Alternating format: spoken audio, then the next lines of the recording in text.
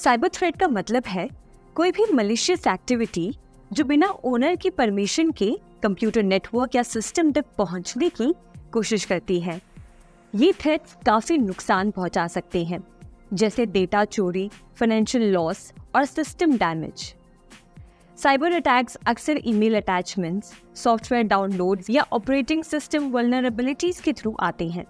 आइए अलग अलग प्रकार के साइबर थ्रेट्स के बारे में जानते हैं। सबसे पहले जानते हैं मालवेयर के बारे में। मालवेयर एक ऐसा सॉफ्टवेयर कोड है जो हार्मफुल पर्पस के साथ आता है और आपके कंप्यूटर से डेटा चुराने या डैमेज करने की कोशिश करता है। ये mostly email attachments, software downloads या ऑपरेटिंग सिस्टम की कमजोरी के थ्रू आता है। मुख्य प्रकार के मालवेयर हैं वायरस, ट्रोजन हॉर्सेस और स्पाईवेयर। आइए इनको डिटेल में समझते हैं। वायरस एक सॉफ्टवेयर प्रोग्राम है जो खुद को दूसरे सॉफ्टवेयर में रेप्लिकेट करता है और छुप जाता है। ये एक होस्ट प्रोग्राम के बिना नहीं चल सकता और होस्ट को इन्फेक्ट करता है जब ये अपने आप को रेप्लिकेट करता है। वही ट्रोजन हॉर्स की बात करें तो ये एक ऐसा सॉफ्टवेयर है जो खुद से डैमेज नहीं करता पर दूसरे वायरस या मालवेयर को डाउनलोड कर लेता है। ये अपने आप को एक यूजफुल सॉफ्टवेयर के रूप में रिप्रेजेंट करता है ताकि यूजर इसे इंस्टॉल कर ले। और स्पाईवेयर एक ऐसा सॉफ्टवेयर प्रोग्राम है जो आपकी हर एक्टिविटी पर नजर रखता है और उन्हें सीक्रेटली रिकॉर्ड करता है। ये साइलेंटली सिस्टम में रन करता है और यूजर को इसका पता भी नहीं चलता। अब जानते हैं कि ये तीनों मालवेयर हमारे कंप्यूटर सिस्टम को कैसे हार्म करते हैं। तो सबसे पहले बात करते हैं वायरस की। वायरस नेटवर्क को स्लो कर देता है, जो सिस्टम की वर्किंग एफिशिएंसी को कम कर देता है। कुछ वायरसेस डायरेक्टली फाइल्स को करप्ट भी कर देते हैं या डेटा को डिलीट कर देते हैं। ये सिस्टम के रिसोर्सेज को भी कंज्यूम करता है, जिससे सिस्टम परफॉर्मेंस डिग्रेड हो जाती है। वही ट्रोजन हॉर्स इस तरीके से हार्म करता है कि ये दूसरे हार्मफुल वायरसेस या मालवेयर को सिस्टम में साइलेंटली डाउनलोड कर लेता है, जो आगे जाके सिस्टम को डैमेज कर सकते हैं। ये बैकडोर एक्सेस भी प्रोवाइड कर सकता है, जिससे अटैकर्स आपके सिस्टम को रिमोटली कंट्रोल कर सकते हैं। और अब आते हैं स्पाईवेयर पर। स्पाईवेयर आपकी एक्टिविटीज को मॉनिटर करता है, की स्ट्रोक्स को रिकॉर्ड करता है और फिक्स्ड इंटरवल्स पर स्क्रीनशॉट्स लेता है। ये ब्राउजिंग हिस्ट्री, पासवर्ड्स और पर्सनल इंफॉर्मेशन को कलेक्ट करता है और उन लोगों तक भेज देता है जो इससे इंस्टॉल करते हैं। इसका एक फॉर्म की लॉगर होता है जो आपकी हर की स्ट्रोक को रिकॉर्ड करता है। अब जानते हैं कि ये मालवेयर हमारे कंप्यूटर सिस्टम में एंटर कैसे करते हैं। Virus mainly email attachments, software downloads या ऑपरेटिंग सिस्टम की कमजोरी के थ्रू सिस्टम में एंटर करते हैं। वही Trojan horse infected software, email links या फेक सॉफ्टवेयर अपडेट्स के थ्रू सिस्टम में एंटर करते हैं। ये गेम्स, एप्लीकेशंस या सॉफ्टवेयर अपडेट्स के रूप में हो सकते हैं जो यूजर को अट्रैक्टिव लगे और वो इसे डाउनलोड कर लें। और spyware mainly malicious downloads, email attachments या कॉम्प्रोमाइज्ड वेबसाइट्स के थ्रू सिस्टम में एंटर करते हैं। कभी कभी ये फ्री सॉफ्टवेयर या पायरेटेड सॉफ्टवेयर के साथ बंडल होकर आते हैं। अब आइए जानते हैं कि आप इन मालवेयर से कैसे बच सकते हैं।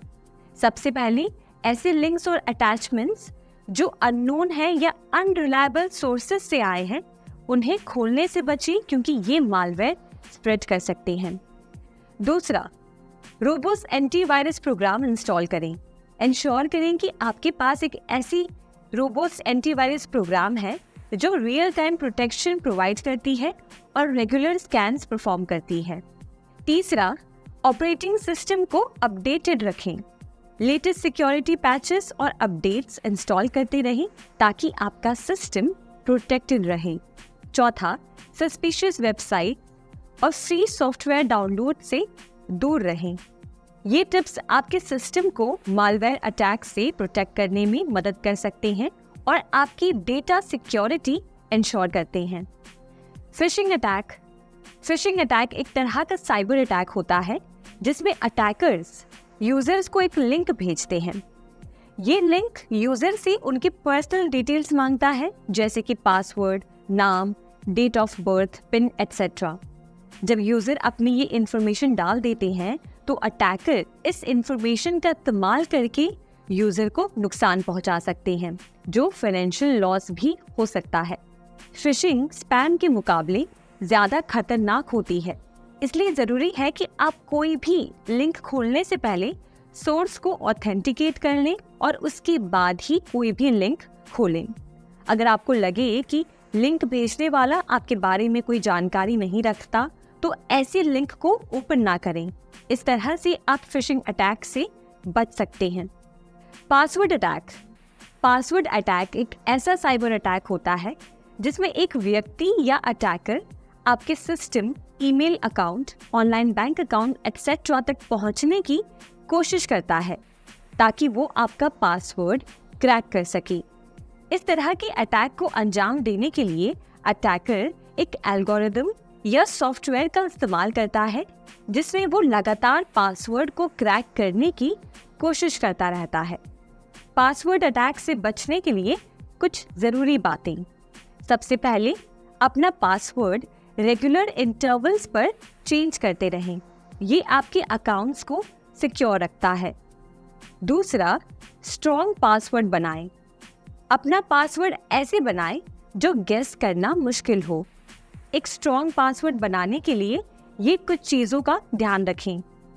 अपर केस लेटर्स का उपयोग करें, लोअर केस लेटर्स का उपयोग करें, नंबर्स का उपयोग करें, स्पेशल कैरेक्टर्स यूज़ करें और ध्यान रखें कि आपका पासवर्ड कम से कम 8 कैरेक्टर्स का हो। तीसरी बात, अपना पासवर्ड किसी भी फाइल में स्टोर ना करें। अगर आपका पासवर्ड किसी फाइल में स्टोर होता है और वो फाइल अगर हैक हो जाती है तो अटैकर को आपका पासवर्ड मिल सकता है। पासवर्ड अटैक से बचने के लिए हमेशा स्ट्रॉन्ग और कॉम्प्लेक्स पासवर्ड यूज़ करें। उन्हें रेगुलरली बदलते रहें और कभी भी पासवर्ड्स को कहीं पर लिख कर या किसी फाइल में सेव ना करें। इस तरह से आप अपने अकाउंट्स को सिक्योर रख सकते हैं। डिनायल ऑफ सर्विस अटैक एक ऐसा साइबर अटैक है जिसमें अटैकर दूसरे कंप्यूटर्स का इस्तेमाल करके आपके कंप्यूटर सिस्टम पर ट्रैफिक या डेटा भेजता है। इससे आपका कंप्यूटर ओवरलोड हो जाता है और काम करना बंद कर देता है। डिनायल ऑफ सर्विस अटैक से बचने के लिए कुछ ज़रूरी बातें। सबसे पहले, ऑनलाइन सिक्योरिटी मॉनिटरिंग। अपने सिस्टम को ऑनलाइन सिक्योरिटी मॉनिटरिंग पे रखें। दूसरा, सॉफ्टवेयर अपडेट। अपने सॉफ्टवेयर को हमेशा अपडेटेड रखें। लेटेस्ट अपडेट्स में अक्सर सिक्योरिटी फिक्सेस होते हैं जो आपके सिस्टम को सुरक्षित रखते हैं। तीसरा, डेटा फ्लो मॉनिटरिंग। अपने सिस्टम पर आने वाले डेटा फ्लो को मॉनिटर करते रहें। इससे आप किसी भी प्रॉब्लम को जल्दी से पहचान सकते हैं और उसका समाधान कर सकते हैं। इस तरीके से आप डिनायल ऑफ सर्विस अटैक से बच सकते हैं। मैलवर्टाइजिंग एक ऐसा साइबर अटैक है जिसमें अटैकर एक एडवर्टाइजमेंट नेटवर्क का इस्तेमाल करके इन्फेक्टेड एडवर्टाइजमेंट्स को अलग अलग वेबसाइट्स पर अपलोड कर देते हैं। जब यूजर किसी ऐसी वेबसाइट पर जाता है और उस एडवर्टाइजमेंट पर क्लिक करता है तो एक मैलवेयर उनके कंप्यूटर पर डाउनलोड हो जाता है। मैलवर्टाइजिंग से बचने के लिए कुछ ज़रूरी बातें। सबसे पहले, कॉमन सेंस का इस्तेमाल करें। सबसे पहला और ज़रूरी स्टेप ये है कि आप कॉमन सेंस का इस्तेमाल करें और उन एडवर्टाइजमेंट्स पर क्लिक ना करें जो अनरियलिस्टिक लगे या जो आपको फ्री प्रोडक्ट्स देने का वादा करें या जो समझने में मुश्किल लगे। अगर कोई एडवर्टाइजमेंट आपको ज़्यादा अच्छा लग रहा है या सच नहीं लग रहा है तो उस लिंक पर बिल्कुल भी ना क्लिक करें। दूसरा, रोबस्ट एंटीवायरस प्रोग्राम इंस्टॉल करें। अपने सिस्टम में एक स्ट्रॉन्ग और रिलायबल एंटीवायरस प्रोग्राम इंस्टॉल करें। एंटीवायरस प्रोग्राम आपके सिस्टम को स्कैन करता है और मैलवेयर को डिटेक्ट और रिमूव करता है। तीसरा, ऑपरेटिंग सिस्टम अपडेट रखें। इंश्योर करें कि आपकी ऑपरेटिंग सिस्टम का लेटेस्ट अपडेट इंस्टॉल हो। ऑपरेटिंग सिस्टम के अपडेट्स अक्सर सिक्योरिटी पैचेस और फिक्सेस के साथ आते हैं जो आपके सिस्टम को नए थ्रेट से सुरक्षित रखते हैं। चौथा, एड ब्लॉकर्स का इस्तेमाल करें। आप एड ब्लॉकर्स का भी इस्तेमाल कर सकते हैं जो मैलिशियस एड्स को ब्लॉक कर देते हैं और उन्हें आपके ब्राउजर में डिस्प्ले होने से रोकते हैं। 5वां, ब्राउजर सिक्योरिटी सेटिंग्स। अपने ब्राउजर की सिक्योरिटी सेटिंग्स को अपडेट और कॉन्फ़िगर करें ताकि वो पोटेंशियली हार्मफुल वेबसाइट्स और एड्स को ब्लॉक कर सकें। 6, वेबसाइट ऑथेंटिसिटी चेक। जब भी आप किसी वेबसाइट पर जाते हैं उसकी ऑथेंटिसिटी चेक करें। ट्रस्टेड वेबसाइट्स पर ही ब्राउज करें और अननोन सोर्सेज से बच के रहें। ब्रीचिंग सिस्टम सिक्योरिटी एक ऐसा साइबर अटैक होता है जिसमें अटैकर आपके सिस्टम में बिना आपकी परमिशन के घुसने की कोशिश करता है। इस एक्टिविटी को आमतौर पर हैकिंग या क्रैकिंग कहा जाता है। इस टाइप के साइबर अटैक में अटैकर आपके सिस्टम की सिक्योरिटी को तोड़ने के लिए डिजाइन किए गए अटैक्स का इस्तेमाल करता है। अब आइए जानते हैं हैकिंग और क्रैकिंग में मेन अंतर क्या है। हैकर एक स्किल्ड प्रोफेशनल होता है जो सिस्टम और नेटवर्क सिक्योरिटी को अंडरस्टैंड करता है। हर हैकर मैलिशियस नहीं होता। कुछ हैकर्स, जिन्हें एथिकल हैकर्स या वाइट हैट हैकर्स कहते हैं, सिस्टम सिक्योरिटी को इम्प्रूव करने के लिए काम करते हैं। हैकिंग का मकसद अक्सर कमजोरी को पहचानना और उन्हें ठीक करना होता है। और वहीं जो क्रैकर होता है वो मैलिशियस इंटेंट के साथ सिस्टम की सिक्योरिटी को तोड़ने की कोशिश करता है। इन्हें ब्लैक हैट हैकर्स भी कहा जाता है। क्रैकिंग का मकसद होता है सिस्टम को नुकसान पहुंचाना, डेटा चोरी करना या अनऑथराइज्ड एक्सेस लेना। ब्रीचिंग सिस्टम सिक्योरिटी या हैकिंग क्रैकिंग एक सीरियस थ्रेट है जो आपके पर्सनल और प्रोफेशनल डेटा को नुकसान पहुंचाने का पोटेंशियल रखता है। इससे बचने के लिए strong passwords, regular software updates, antivirus programs, firewalls और साइबर सिक्योरिटी अवेयरनेस बहुत ज़्यादा ज़रूरी है। इस तरह से आप अपने सिस्टम को हैकिंग और क्रैकिंग से सुरक्षित रख सकते हैं। वेब अटैक्स वो साइबर अटैक्स होते हैं जो वेबसाइट्स और वेब एप्लीकेशंस को टारगेट करते हैं। आजकल कई वेबसाइट यूजर्स को इंटरैक्ट करने के लिए फैसिलिटी प्रोवाइड करते हैं, जैसे लॉगिन करना, फॉर्म्स फिल करना, कमेंट्स पोस्ट करना एटसेट्रा। इन इंटरैक्शंस के जरिए वेबसाइट्स यूजर से पर्सनल इंफॉर्मेशन या और भी इनपुट मांग सकते हैं जो वेबसाइट के लिए ज़रूरी होते हैं। लेकिन इन्हीं इंटरैक्शंस के जरिए वेब बेस्ड अटैक्स भी हो सकते हैं। सबसे कॉमन टाइप का वेब अटैक है एसक्यूएल इंजेक्शन। तो एसक्यूएल इंजेक्शन होता क्या है? एसक्यूएल इंजेक्शन एक ऐसा अटैक होता है जिसमें अटैकर वेबसाइट के लॉगिन फॉर्म्स जैसी यूजर नेम और पासवर्ड फील्ड्स के through malicious SQL code input करता है। ये इनपुट सर्वर पर एग्जीक्यूट होता है जिससे सिस्टम अब नॉर्मल तरीके से काम करना शुरू कर देता है। इस अटैक के जरिए अटैकर डेटाबेस को मैनिपुलेट कर सकता है, सेंसिटिव इंफॉर्मेशन को चुरा सकता है या डेटाबेस को डैमेज कर सकता है। इनपुट वैलिडेशन, पैरामीटराइज्ड क्वेरीज और प्रिपेयर्ड स्टेटमेंट्स का इस्तेमाल करके एसक्यूएल इंजेक्शन से बचा जा सकता है। इन कंक्लूजन, वेब अटैक्स जैसे एसक्यूएल इंजेक्शन, एक्सएसएस, सीएसआरएफ और डायरेक्टरी ट्रैवर्सल आजकल के वेब एप्लीकेशंस के लिए सीरियस थ्रेट्स हैं। इनसे बचने के लिए proper input validation, security best practices और रेगुलर ऑडिट्स बहुत ज़रूरी हैं। इस तरह से आप अपनी वेब एप्लीकेशंस को सिक्योर रख सकते हैं और यूजर्स की सेंसिटिव इंफॉर्मेशन को प्रोटेक्ट कर सकते हैं। सेशन हाईजैकिंग एक ऐसा साइबर अटैक है जिसमें अटैकर क्लाइंट मशीन यानी कि यूजर और सर्वर के बीच में चल रहे ऑथेंटिकेशन सेशन को मॉनिटर करता है, उस सेशन का कंट्रोल ले लेता है और उसे अचानक खत्म कर देता है।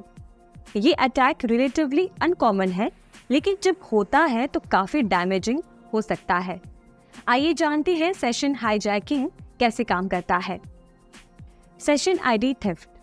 सेशन हाईजैकिंग के लिए अटैकर को सेशन आईडी कैप्चर करना पड़ता है जो कुकीज, यूआरएल पैरामीटर्स या हिडन फॉर्म फील्ड्स में स्टोर हो सकती है। Session fixation. अटैक में अटैकर विक्टिम को एक फिक्स्ड सेशन आईडी असाइन कर देता है और फिर विक्टिम को ऑथेंटिकेट करने के लिए मैनिपुलेट करता है। एक बार ऑथेंटिकेट हो जाने के बाद अटैकर के पास वैलिड सेशन आईडी होती है। Man in the middle attack में अटैकर विक्टिम और सर्वर के बीच में इंटरसेप्ट करता है और उनकी कम्युनिकेशन को मॉनिटर और मैनिपुलेट करता है। Cross site scripting. XSS attacks के through attacker malicious scripts inject करके सेशन आईडीज चुरा सकता है। आइए जानते हैं सेशन हाईजैकिंग से होने वाले नुकसान। Unauthorised access. अटैकर बिना यूजर के क्रेडेंशियल्स के यूजर के अकाउंट को एक्सेस कर सकता है। दूसरा, डेटा थेफ्ट। सेंसिटिव डेटा जैसे personal information, financial details etcetera चुरा सकता है। तीसरा, सर्विस डिसरप्शन। अटैकर सेशन को अब्रप्टली टर्मिनेट करके सर्विसेज को डिसरप्ट कर सकता है। इम्पर्सोनेशन। अटैकर यूजर की आइडेंटिटी में एक्शन परफॉर्म कर सकता है जो यूजर की रेप्यूटेशन को डैमेज कर सकता है। सेशन हाईजैकिंग एक सोफिस्टिकेटेड साइबर अटैक है जिसमें अटैकर यूजर और सर्वर के बीच में चल रहे सेशन को हाईजैक कर लेता है। इस अटैक से बचने के लिए सिक्योर सेशन मैनेजमेंट, HTTPS का इस्तेमाल, इनपुट वैलिडेशन और नेटवर्क सिक्योरिटी मेजर्स का इस्तेमाल बहुत ज़रूरी है। यूजर्स को भी साइबर सिक्योरिटी के बेस्ट प्रैक्टिसेस के बारे में अवेयर करना चाहिए ताकि वो ऐसे अटैक से बचे और अपने डेटा को सुरक्षित रख सकें। DNS यानी कि डोमेन नेम सिस्टम पॉइजनिंग, जिसे DNS स्पूफिंग भी कहा जाता है, एक ऐसा साइबर अटैक है जिसमें अटैकर DNS के काम करने के तरीके को मैनिपुलेट करता है ताकि यूजर्स को गलत IP एड्रेस पर रीडायरेक्ट किया जा सके। DNS डोमेन नेम्स को IP एड्रेसेस में कन्वर्ट करता है जो कंप्यूटर और राउटर समझ सकते हैं। DNS पॉइजनिंग के जरिए अटैकर इस प्रोसेस में इंटरफेयर करके ट्रैफिक को एक मैलिशियस वेबसाइट पर रीडायरेक्ट कर देता है। DNS पॉइजनिंग काम करता है दो तरीके से। पहला, DNS कैश पॉइजनिंग के जरिए, जिसमें अटैकर DNS सर्वर को मैलिशियस रिस्पॉन्सेस भेजता है जो DNS कैश में स्टोर हो जाते हैं। जब यूजर अपने ब्राउज़र में एक डोमेन नेम एंटर करते हैं तो DNS सर्वर उसे करेक्ट IP एड्रेस देने की बजाय मैलिशियस IP एड्रेस दे देता है। दूसरा तरीका, man in the middle attack, जिसमें अटैकर यूजर के DNS रिक्वेस्ट को इंटरसेप्ट करके उन्हें मैलिशियस रिस्पॉन्सेस रिटर्न करता है। इस अटैक के नुकसान काफ़ी सीवियर हो सकते हैं। अटैकर फिशिंग अटैक्स के जरिए यूजर्स को लेजिटिमेट वेबसाइट्स के बजाय मैलिशियस वेबसाइट्स पर रीडायरेक्ट करके उन्हें सेंसिटिव इंफॉर्मेशन जैसे user name, password, credit card details चुरा सकता है। मालवेयर डिस्ट्रीब्यूशन के जरिए यूजर्स के सिस्टम में मालवेयर इंस्टॉल कर सकता है।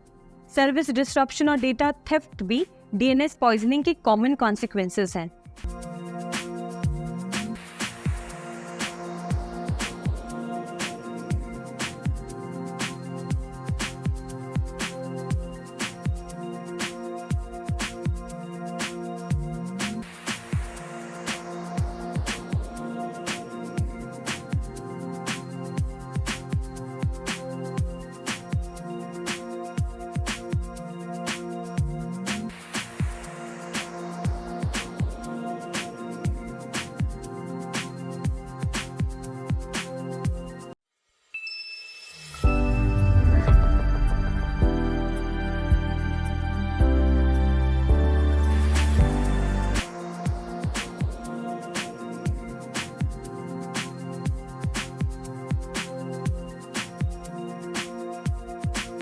आइए अब चैप्टर में आगे बढ़ते हुए हम जानते हैं कि कैसे आप पहचान सकते हैं कि कोई वेबसाइट सेफ है या नहीं।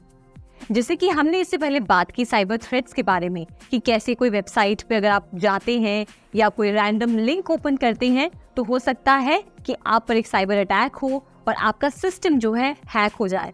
तो उससे बचने के लिए हमें क्या ध्यान रखना है? हम ऐसी वेबसाइट्स पर ही जाएं जो सेफ हैं यूज़ करने के लिए, जो सिक्योर है। और उसको पहचानने के लिए कुछ चीज़ें हैं जो आप अगर अपने दिमाग में ध्यान से रखेंगे तो आप आसानी से इस प्रॉब्लम से, इस समस्या से हमेशा के लिए बच सकते हैं। या जैसे कि हमने देखा कि आजकल इंटरनेट के ज़माने में जहाँ सब कुछ इंटरनेट से कनेक्टेड है, वेबसाइट हम यूज़ कर रहे हैं, हम शॉपिंग कर रहे हैं, बैंकिंग कर रहे हैं, इवन आप समझिए गेमिंग से लेकर डेटिंग सब कुछ ऑनलाइन चल रहा है। और ऐसे जब हम इतने सारे सोर्सेज पे जाके अपने पासवर्ड्स, आईडी, अपनी पर्सनल इन्फॉर्मेशन डाल रहे हैं, ऐसे समय में हमारे लिए ज़रूरी है कि हम वेबसाइट्स को बहुत अच्छे से जांच परख के यूज़ करें, रैंडमली कोई भी वेबसाइट को ओपन ना करें। अगर हम किसी रैंडम वेबसाइट को ओपन करते हैं तो हो सकता है कि आपके बैंक अकाउंट में से पैसे चले जाएं, हो सकता है कि आपकी पर्सनल इन्फॉर्मेशन ऑनलाइन किसी के पास चली जाए जो आप नहीं चाहते हैं कि बाकी लोगों तक पहुंचे या पब्लिक हो जाए। हो सकता है कि आपका सिस्टम हैक हो जाए, आपका सिस्टम स्लो हो जाए। हो सकता है कि आप कोई गेमिंग वेबसाइट या कोई डेटिंग वेबसाइट पे जा रहे हैं तो वहाँ पे कोई जो है रूल्स का वायलेशन हो जाए। उसके साथ साथ अगर आप कोई वेबसाइट ओपन करते हैं, कोई रैंडम वेबसाइट, और वहाँ पे कोई इनएप्रोप्रिएट कंटेंट है जो लीगल नहीं है, जो वहाँ पे नहीं होना चाहिए, हो सकता है कि आपको मतलब वैसे सब चीज़ें दिखाई दे। या फिर ये भी हो सकता है कि गलती से कोई वेबसाइट आपसे कुछ ऐसा कंटेंट डाउनलोड करा दे जिस पे कॉपीराइट का इशू हो, तो ये भी एक समस्या हो सकती है। तो इन सब चीज़ों से बचने के लिए, इन सब प्रॉब्लम्स से बचने के लिए आपको इन स्टेप्स को फॉलो करने चाहिए। वेबसाइट को जो है अच्छे से स्क्रूटनाइज करने में और देखने में कि क्या वो वेबसाइट आपके लिए सेफ है या नहीं। अब आपको मैं बता दूं कि जब आप इंटरनेट पे कुछ भी सर्च करते हैं तो आप जो भी वेबसाइट खोल रहे हैं, आप जो भी वेबसाइट ओपन कर रहे हैं, वो सारी हिस्ट्री आपके इंटरनेट सर्विस प्रोवाइडर के पास होती है और आपके ब्राउज़र प्रोवाइडर है उनके पास होती है। और जब ये जो इन्फॉर्मेशन जब ऑनलाइन जाती है तो हो सकता है कि वेबसाइट के थ्रू कोई अटैकर आप पे साइबर अटैक कर सके। तो इसके लिए आप क्या ध्यान रखेंगे कि आप कोई भी ऐसी वेबसाइट ओपन ना करें जो थोड़ी सी भी आपको लग रहे हैं कि डाउटफुल है या कुछ गड़बड़ी है। अब हम उन पॉइंट्स की बात करते हैं जिन पॉइंट्स का आप ध्यान रखेंगे किसी वेबसाइट को ओपन करने से पहले। सबसे पहले तो जब आप ब्राउजिंग कर रहे हैं तो अपने कॉमन सेंस और अपने इंस्टिंक्ट का यूज करें। अगर आपको लग रहा है कि कहीं ना कहीं इस वेबसाइट में कुछ गड़बड़ी है, आपको एक सेंस हो रहा है कि मतलब ये वेबसाइट सही नहीं है, तो आप उस वेबसाइट पे ब्राउज करना बंद कर दें। उसके बाद अगर आप किसी वेबसाइट पे हैं जहाँ पे आपको लग रहा है कि जो वहाँ पे जो एड्रेस मेंशन्ड है या मोबाइल नंबर या जो ईमेल मेंशन्ड है वो कुछ गड़बड़ लग रही है उसमें, तो उसे आप वेरीफाई करें। आप उस नंबर पे कॉल करके चेक करें कि क्या सच में ये लेजिट फ़ोन नंबर है, क्या ये सच में कोई लेजिट वेबसाइट है, वो चेक करें। अगर चेक करने के बाद आपको लगता है कि हाँ सेफ़ है यूज़ करने के लिए, तो आप ब्राउजिंग करें उस पर अगर आपको लग रहा है कि कुछ गड़बड़ है तो आप उस पर ब्राउज करना बंद कर दें। उसके बाद तीसरी चीज़ जो आपको देखनी है वो ये देखनी है कि वेब एड्रेस की जो स्पेलिंग है, कहीं पे स्पेलिंग में अगर आपको लगे कि कुछ गड़बड़ है, मतलब ये जो स्पेलिंग है रॉन्ग है या ये शब्द को ऐसे क्यों लिखा गया है, तो आप मान लीजिए कि चांसेस हो सकते हैं कि वो वेबसाइट आपके यूज़ करने के लिए नहीं है, वो वेबसाइट सेफ नहीं है। अब जैसे इसके बाद अगर आप कोई वेबसाइट ओपन करते हैं और आपको अगर नज़र आता है कि उस वेबसाइट पे कोई भी पैडलॉक नहीं है, तो आप समझ लीजिए कि वो वेबसाइट सेफ नहीं है यूज़ करने के लिए। या फिर उस वेबसाइट में जो उसका वेब एड्रेस है उसमें स्टार्टिंग में अगर HTTPS मेंशन नहीं है, तो ये भी मान लीजिए कि वो वेबसाइट सेफ नहीं है। इसके बाद अगर कोई वेबसाइट आपसे आपकी पर्सनल इन्फॉर्मेशन मांग रही है, जैसे नाम, पासवर्ड या पिन, और आपको लग रहा है कि इस वेबसाइट पे ज़रूरत तो नहीं थी पिन पासवर्ड एंटर करने की, तब आप समझ लीजिए कि वो वेबसाइट टोटली सिक्योर नहीं है यूज़ करने के लिए। और सबसे पहले कोई वेबसाइट ओपन करने से पहले आप ये चेक करें कि जो वेबसाइट आप ओपन करना चाह रहे थे क्या ये उसकी डुप्लीकेट कॉपी तो नहीं है। जैसे कई बार ऐसा होता है कि कोई मेन वेबसाइट्स हैं, अगर हम कोई भी वेबसाइट आप ऑफिशियल वेबसाइट पे जाना चाहते हैं तो उनके डुप्लीकेट कॉपीज भी कई सारे बने होते हैं इंटरनेट पे, तो आप वो चेक करें कि कहीं ये डुप्लीकेट वाला वेबसाइट तो नहीं है। मैं क्या जिस वेबसाइट को ओपन करना चाह रही हूँ उनका ये ओरिजिनल ऑफिशियल वेबसाइट ही है। अगर अगर वो आपको लग रहा है कि ये ऑफिशियल वेबसाइट नहीं है, तो हो सकता है कि वो वेबसाइट आपके लिए सेफ नहीं है। साथ ही साथ वो वेबसाइट्स जो आपको पेमेंट करने के लिए कह रहे हैं या आपसे कोई सर्विस चार्ज मांग रहे हैं, उन वेबसाइट्स से भी थोड़ा सा आप जो है केयरफुल रहें उन्हें यूज़ करने के लिए, और पहले वेरीफाई करें कि क्या वो वेबसाइट सेफ है, क्या वो वेबसाइट जो है ऑफिशियल है, उसके बाद ही उसे यूज़ करें। उसके बाद मान लीजिए कि आपको ऐसी कोई वेबसाइट मिलती है, आप कोई ऐसी वेबसाइट पे हैं जिसमें आपको लग रहा है कि कुछ गड़बड़ी है, तो आप अगला स्टेप ये करेंगे, आप इंटरनेट पे जाएंगे और इंटरनेट पे जाके सर्च करेंगे उस वेबसाइट के बारे में। आप वहाँ पे अगर किसी ने ब्लॉग में मेंशन किया है, किसी यूज़र ने उसके बारे में कंप्लेन की है, तो आप उसकी जानकारी इंटरनेट से ले सकते हैं कि वो वेबसाइट क्या सच में सेफ है या नहीं। और फिर आपको उन वेबसाइट्स से दूर रहना है जहाँ पे रैंडम स्ट्रेंजर्स की ईमेल्स हैं। मतलब आपने देखा होगा कि कुछ ऐसी वेबसाइट्स होती हैं जहाँ पे उन्होंने अपने कस्टमर्स की मेल या रिस्पॉन्सेज डाल रखे हैं और उसमें नाम और उनके मेल एड्रेस जो है बहुत अजीब से लग रहे हैं, मतलब लग नहीं रहा है कि ये कोई रियल पर्सन के हो सकते हैं। तो उन वेबसाइट से बिल्कुल बिल्कुल दूर रहे। तो ये तो हमने देखा कि कौन सी ऐसी बातें हैं, कौन सी ऐसी चीज़ है जो आप चेक करेंगे किसी वेबसाइट पे जब आप ब्राउज कर रहे होंगे। उसके साथ साथ अब हम आपको बताते हैं कि सिक्योर वेबसाइट में क्या ऐसी 2 चीज़ें हैं जो होना बहुत ज़रूरी है। सबसे पहले तो उनका जो वेब एड्रेस है उसमें HTTPS मेंशन्ड हो, जो दिखाता है कि उनका जो डेटा है वो एन्क्रिप्टेड है और कोई भी उस डेटा को जो है उसमें एंटर नहीं कर सकता। दूसरी चीज़ कि उनके वेब एड्रेस में पैडलॉक हो। अगर ये 2 चीज़ें आपको वेबसाइट में नज़र आ रही हैं तो आप समझ लीजिए कि वो वेबसाइट आपके यूज़ करने के लिए सेफ़ है।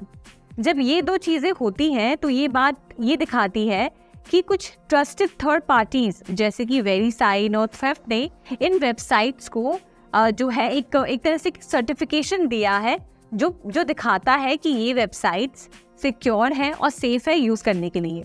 इसी के साथ साथ आप अगर किसी वेबसाइट के बारे में श्योर नहीं हैं, अगर आपको लग रहा है कि मैं अभी भी श्योर नहीं हूँ, कुछ मतलब ये सेफ है या नहीं, उसके लिए आप चेक करेंगे EVSSL सर्टिफिकेट। इसे चेक करने के लिए आप जब पैडलॉक पे क्लिक करेंगे तो जो सर्टिफिकेट की टाइप है और उसके सारे इन्फॉर्मेशन है वो आपको वहाँ पे दिख जाएगी। आप इस इन्फॉर्मेशन को देख सकते हो और सर्टिफिकेट से रिलेटेड जो भी इन्फॉर्मेशन है आप अच्छे से इसको देखें, चेक करें और उसके बाद डिसाइड करें कि क्या ये वेबसाइट सेफ है या नहीं।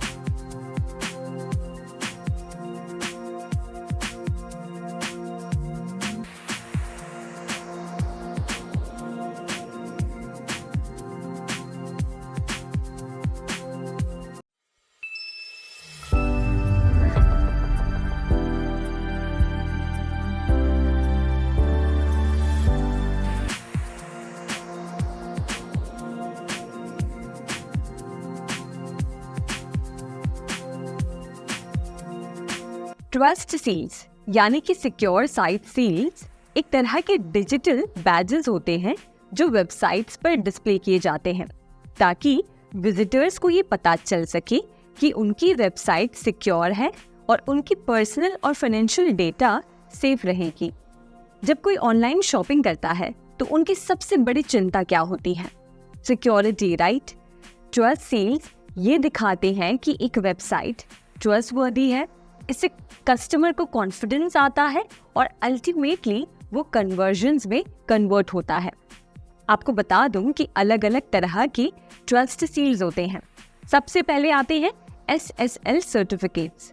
ये बताते हैं कि वेबसाइट SSL सर्टिफिकेट से सिक्योर्ड है। SSL यानी सिक्योर सॉकेट्स लेयर एक स्टैंडर्ड सिक्योरिटी टेक्नोलॉजी है जो डेटा ट्रांसमिशन को एन्क्रिप्ट करती है ताकि यूजर का डेटा सेफ रहे। फिर दूसरे तरह के सील्स आते हैं, प्राइवेसी सील्स। ये सील्स इंश्योर करते हैं कि वेबसाइट प्राइवेसी स्टैंडर्ड्स को मेंटेन करती है, जिससे कि यूजर का डेटा प्रोटेक्ट रहता है और कस्टमर इंफॉर्मेशन सिक्योरली हैंडल किया जाता है।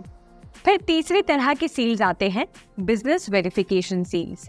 ये सील्स कंफर्म करते हैं कि एक बिजनेस लीगली रजिस्टर्ड है और क्रेडिबल है। इस तरह की सील्स, जैसे कि बेटर बिजनेस ब्यूरो से मिलने वाली सील्स, बिजनेस की लेजिटिमेसी को और भी ज्यादा मजबूत करते हैं। फिर चौथे तरह के सील्स आते हैं पेमेंट सील्स। ये बैजेस दिखाते हैं कि साइट पर जो पेमेंट मेथड्स एक्सेप्टेड हैं वो सिक्योर हैं। पेमेंट सील्स में अक्सर क्रेडिट कार्ड्स लोगो जैसे कि वीज़ा, मास्टर कार्ड या अन्य लोगोस शामिल होते हैं, जो यूजर्स को ये भरोसा देते हैं कि उनके पेमेंट डिटेल्स सिक्योर हैं। फिर अगले तरह के सील्स आते हैं गारंटी बैजेस, जैसे कि मनी बैक गारंटी या सेटिस्फैक्शन गारंटी बैजेस। ये कस्टमर्स को ये अश्योरेंस देते हैं कि अगर उन्हें उनका प्रोडक्ट पसंद नहीं आएगा तो उनका पैसा वापस मिल जाएगा। ये पर्टिकुलरली न्यू ब्रांड्स के लिए बेनिफिशियल होते हैं, क्योंकि ये कस्टमर ट्रस्ट बिल्ड करने में हेल्प करते हैं और परचेज डिसीजन को इन्फ्लुएंस करते हैं। ट्रस्ट सील्स की प्रेजेंस से ना ही सिर्फ कस्टमर्स का ट्रस्ट बढ़ता है, बल्कि ये आपके ब्रांड की क्रेडिबिलिटी को भी एनहांस करता है। स्टडीज के मुताबिक वेबसाइट जो ट्रस्ट सील्स डिस्प्ले करते हैं उनकी सेल्स में सिग्निफिकेंट इंक्रीज होता है, क्योंकि कस्टमर्स उन वेबसाइट्स को ज़्यादा सिक्योर मानते हैं और कॉन्फिडेंटली अपने ट्रांजैक्शंस कंप्लीट करते हैं। एक सक्सेसफुल ऑनलाइन बिजनेस के लिए ट्रस्ट सील्स लगाना बस एक ऑप्शन नहीं है, बल्कि एक नेसेसिटी बन चुका है। ये डिजिटल बैजेस ना ही सिर्फ आपके कस्टमर्स को सिक्योर फील कराते हैं, बल्कि आपके बिजनेस को भी एक रिलायबल और ट्रस्टवर्दी ऑनलाइन प्रेजेंस प्रोवाइड करते हैं। इसलिए अगर आप अपने ई-कॉमर्स वेबसाइट या किसी भी ऑनलाइन प्लेटफॉर्म पर ट्रस्ट और क्रेडिबिलिटी बिल्ड करना चाहते हैं, तो ट्रस्ट सील्स का यूज़ ज़रूर करें। अब चलिए जो मुख्य ट्रस्ट सील्स हैं उनके बारे में हम थोड़ा और अच्छे से समझते हैं। तो सबसे पहला प्राइवेसी सील। प्राइवेसी सील एक कंपनी की प्राइवेसी प्रैक्टिसेस को अप्रूव करता है। ये बताता है कि कंपनी हाई स्टैंडर्ड है और प्राइवेसी प्रोटेक्शन का यूज करती है। इससे कंपनी को उन प्राइवेट डेंजर्स से बचने में मदद मिलती है जो वो खुद से आइडेंटिफाई नहीं कर सकती। अब दूसरे तरह का इम्पोर्टेंट सील, जिसका नाम है बिजनेस प्रैक्टिस सील्स। ये सील बिजनेस की ऑपरेशनल प्रैक्टिसेस को मंजूरी देते हैं, जैसे कि कंपनी के प्रोडक्ट्स और सर्विसेज के लिए क्वालिटी प्रैक्टिसेस। ये सील ऑनलाइन रिटेलर्स के बीच में खास तौर पर काफी लोकप्रिय है। इसका उपयोग करके कंपनीज अपने कस्टमर्स को क्वालिटी की गारंटी देते हैं। अब चलिए तीसरे तरह के मुख्य सील के बारे में जानते हैं, जिसका नाम है बिजनेस आइडेंटिटी सील। इस टाइप के सील एक कंपनी की लीगल, फिजिकल और एक्चुअल एग्जिस्टेंस को वेरीफाई करता है। इसमें लीगल डिटेल्स, कॉन्टैक्ट डिटेल्स और मैनेजमेंट डिटेल्स जैसे वेरियस स्टैंडर्ड्स को चेक किया जाता है। जिस कंपनी को ये सील मिलती है उसकी रेप्यूटेशन बहुत अच्छी मानी जाती है और कस्टमर्स के बीच में एक कॉन्फिडेंस का इजाफा भी होता है। इस सील को वेरीफाइड एग्जिस्टेंस सील भी कहा जाता है, जो कि बिजनेसेस को वेरीफाई करती है। ये सील्स ना सिर्फ बिजनेस को सिक्योर और ट्रस्टेड बनाने में मदद करते हैं, बल्कि कस्टमर्स को भी अश्योरेंस देते हैं कि वो एक सेफ और रिलायबल प्लेटफॉर्म पर अपनी शॉपिंग या सर्विसेज ले रहे हैं। तो अगर आप अपने बिजनेस को ऑनलाइन ग्रो करना चाहते हैं तो इन ट्रस्ट सील्स का यूज आपको डेफिनेटली करना चाहिए। एक रियल वर्ल्ड एग्जांपल से आइए ट्रस्ट सील्स के इफेक्टिवनेस को समझते हैं। एग्जाम्पल के तौर पर आप अमेज़ॉन ले सकते हैं। अमेज़ॉन अपनी वेबसाइट पर SSL सर्टिफिकेट्स का यूज करता है, जो इंश्योर करता है कि यूजर का डेटा, जैसे कि उनकी क्रेडिट कार्ड इंफॉर्मेशन या फिर उनकी पर्सनल डिटेल्स, एन्क्रिप्टेड और सिक्योर है। अमेज़ॉन अपनी कॉर्पोरेट आइडेंटिटी और बिजनेस ऑपरेशंस को वेरीफाई करने के लिए बिजनेस आइडेंटिटी सील्स का यूज करते हैं। ये कस्टमर्स को ये कॉन्फिडेंस देता है कि अमेज़ॉन एक लेजिटिमेट और वेल एस्टैब्लिश्ड कंपनी है। Amazon कस्टमर सेटिस्फैक्शन की रेटिंग्स को रिव्यूज पर डिस्प्ले करता है, जो कि इनडायरेक्टली एक्ट करती हैं एज ए ट्रस्ट सील। ये रेटिंग्स कस्टमर्स को बताते हैं कि प्रोडक्ट्स रिलायबल है और सेलर ट्रस्टवर्दी है। ये ट्रस्ट सील्स Amazon को ना सिर्फ एक सिक्योर शॉपिंग एनवायरनमेंट प्रोवाइड करते हैं, बल्कि वर्ल्ड वाइड कस्टमर्स के बीच उसकी क्रेडिबिलिटी और ट्रस्टवर्दीनेस को भी एनहांस करते हैं। कस्टमर्स जब देखते हैं कि एक website well recognised trust seals display करती है, तो उनका कॉन्फिडेंस बढ़ता है और वो वेबसाइट पर कॉन्फिडेंटली ट्रांजैक्शंस कर सकते हैं।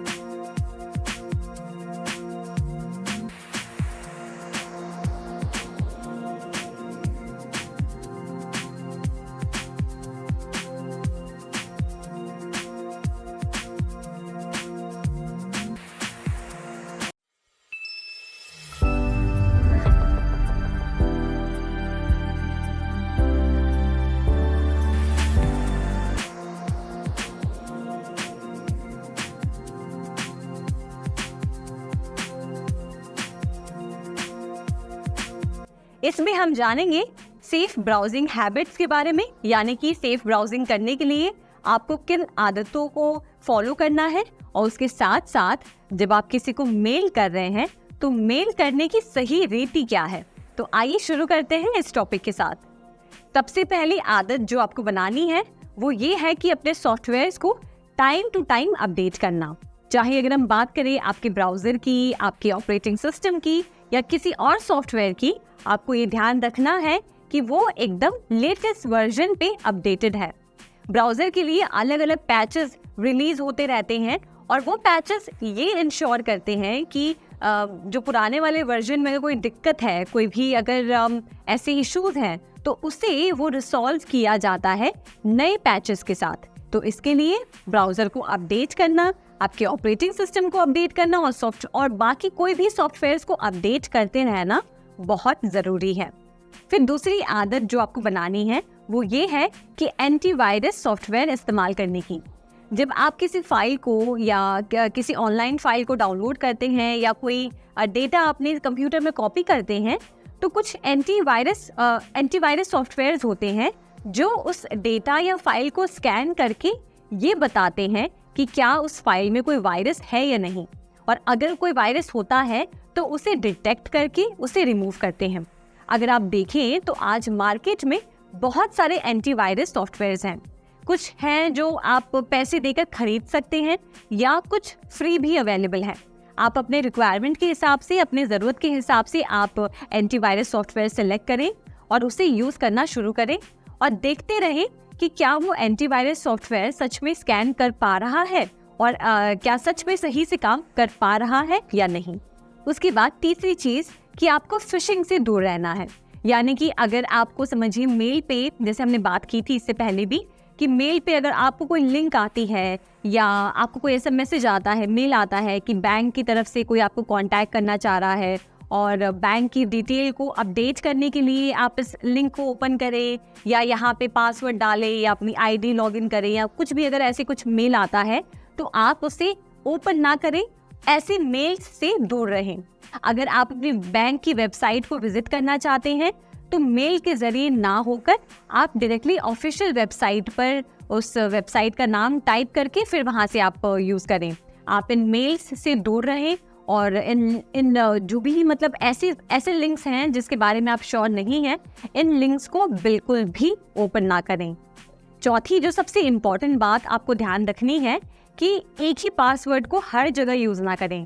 हर एक वेबसाइट के लिए, हर एक प्लेटफॉर्म के लिए अलग अलग पासवर्ड बनाएं और उन पासवर्ड्स को हर 90 दिन में चेंज करते रहें। ये नहीं होना चाहिए कि आप जो है अपने गूगल अकाउंट के लिए जो आप पासवर्ड यूज़ कर रहे हैं वही आपने हर एक प्लेटफॉर्म पे डाल रखा है। ऐसा बिल्कुल भी ना करें। हर एक प्लेटफॉर्म के लिए अलग पासवर्ड बनाएं और प्लस हर 90 डेज में उस पासवर्ड को अपडेट करते रहें और प्लस उस पासवर्ड्स को ऑनलाइन कहीं पे भी लिख के ना रखें। आप चाहें तो कहीं पेपर या किताब में कहीं लिख के रखें जिससे कि आपको याद रहे, पर ऑनलाइन आपको स्टोर नहीं करना है। इसके बाद एक आदत जो आपको बनानी है, कोई भी वेबसाइट में आप जब कोई इन्फॉर्मेशन डाल रहे हैं, अपनी पर्सनल इन्फॉर्मेशन, नाम, पता या फिर आपका मतलब कोई भी आईडी, पासवर्ड या कुछ भी चीज़ आप डाल रहे हैं जो आपकी सेंसिटिव इन्फॉर्मेशन है, तो वो करने से पहले आप वेबसाइट के वेब एड्रेस में चेक करेंगे कि क्या वहाँ पे HTTPS लिखा हुआ आ रहा है, और अगर लिखा हुआ है तो मतलब समझिए कि वो वेबसाइट सिक्योर है। अगर नहीं है तो आप उस वेबसाइट पे अपनी सेंसिटिव इन्फॉर्मेशन बिल्कुल भी नहीं डालेंगे। उसके साथ आप ये भी चेक करेंगे कि क्या उस वेब एड्रेस में पैडलॉक लगा हुआ है या नहीं। उसके बाद आप टाइम टू टाइम आपके जो फाइनेंशियल ट्रांजैक्शंस हैं उन्हें आप चेक करेंगे। जैसे समझिए हर 3 या 4 महीने में, या मान लीजिए महीने में कभी एक बार, आप अपनी बैंक स्टेटमेंट को खोल के देखेंगे और चेक करेंगे कि क्या कोई ऐसी चीज़ या कोई ऐसी ट्रांजैक्शन तो नहीं है जो आपको थोड़ी सी लग रही है कि जो आपने नहीं परफॉर्म की है। क्योंकि इससे क्या होता है, कई बार आपको पता भी नहीं चलता और आपके बैंक खाते से पैसे काट लिए जाते हैं या कहीं से कुछ मिसयूज हो जाता है। तो ऐसे केस में अगर आप अपने बैंक स्टेटमेंट्स को और अपने फाइनेंशियल ट्रांजैक्शंस को हर तरह से मॉनिटर करते रहेंगे तो आप इन प्रॉब्लम्स को डिटेक्ट समय पे कर पाएंगे। अब इसके बाद अगर आप कोई ऐसी वेबसाइट यूज़ कर रहे हैं जहाँ पे आपको अपनी पर्सनल इन्फॉर्मेशन डालनी है, तो ऐसे समय पे आप ये चेक करें कि आप फ्री वाईफाई या पब्लिक वाईफाई से कनेक्टेड नहीं है। क्योंकि अटैकर्स नॉर्मली जब कोई यूज़र फ्री वाईफाई पे होता है या पब्लिक वाईफाई पे होता है तो अटैकर के लिए आसान हो जाता है जो है यूज़र की इन्फॉर्मेशन को ट्रैक करने के लिए। तो ऐसे समय पे आप फ्री वाईफाई या पब्लिक वाईफाई यूज़ ना करें, बिल्कुल अवॉइड करें। अब जहाँ पे भी आपने स्टोर्ड पासवर्ड वाले फीचर को ऑन कर रखा है, यानी कि एक ऐसा फीचर जहाँ पे आप वेबसाइट को अलाउ करते हैं कि वो आपके पासवर्ड को सेव कर सके, और जिससे कि अगर आप नेक्स्ट टाइम उनकी वेबसाइट पर लॉगिन करते हैं तो आपको जो है वापस लॉगिन करने की ज़रूरत नहीं पड़ती, पासवर्ड ऑलरेडी सेव्ड होता है। तो ऐसे समय पे आप इस फीचर को जो है टर्न ऑफ कर दें, क्योंकि इससे क्या होता है, आपने एक तरह से अपना पासवर्ड सेव करके रखा है तो अटैकर के लिए ज़्यादा आसान होता है आपके पासवर्ड तक पहुंचना।